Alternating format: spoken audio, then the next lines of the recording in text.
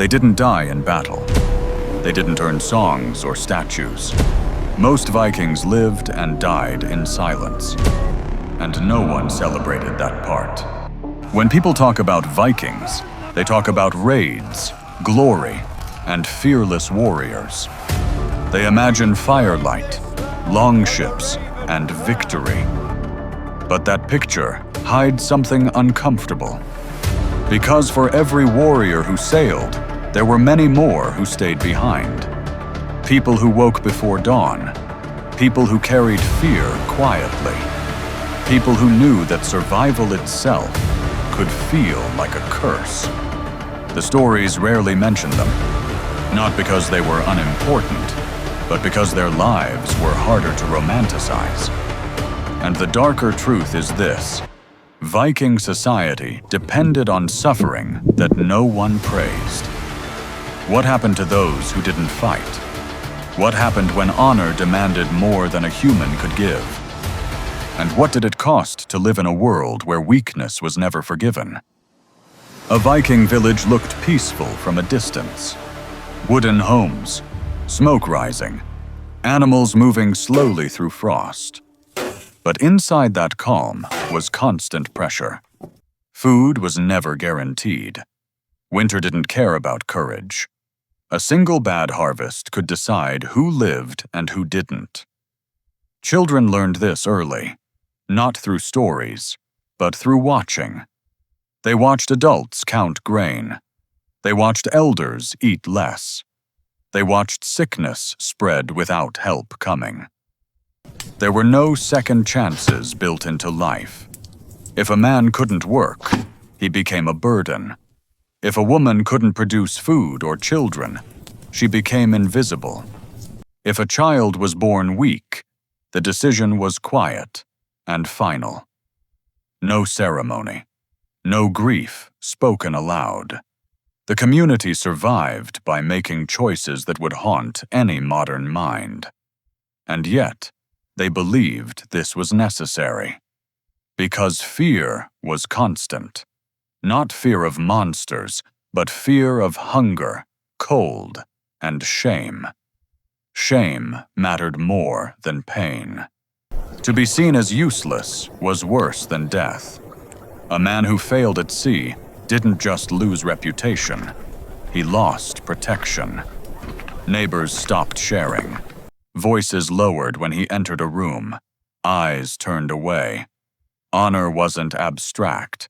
It decided whether people helped you or let you disappear. Women carried a different weight. While men chased glory, women held the future in their hands. They ran farms alone for months. They defended homes. They decided who ate and who didn't. If a raid failed, they paid the price. If a husband didn't return, there was no time for mourning. Fields still needed planting. Animals still needed care. Children still needed food. Grief was postponed indefinitely. Some women remarried quickly, not out of love, but survival. Others didn't, and lived under constant scrutiny. Every decision was watched. Every mistake remembered. And then there were the Thralls. Captured, sold, owned. They weren't part of Viking honor. They were the foundation beneath it. Thralls worked until they broke. Their lives measured only by output. They slept where they fell. They ate what was left. They had no voice and no future. And yet, Viking prosperity relied on them. This is the part sagas rarely linger on, because it's easier to celebrate strength than admit how much suffering made it possible. Even warriors weren't free. A man who survived too many battles risked something worse than death. He aged. Scars slowed him. Reflexes dulled. Fear crept in. And fear was dangerous. A warrior who hesitated could shame his entire family. So some chose to fight past reason. Others chose riskier paths, hoping for a clean end. Living too long could be dishonorable. That's a terrifying idea. Imagine a world where survival itself can become a liability. Beliefs reinforced this pressure. The afterlife wasn't guaranteed. It wasn't earned through kindness. It was earned through perception. How others remembered you mattered more than how you felt inside. So people acted. They performed strength. They hid doubt.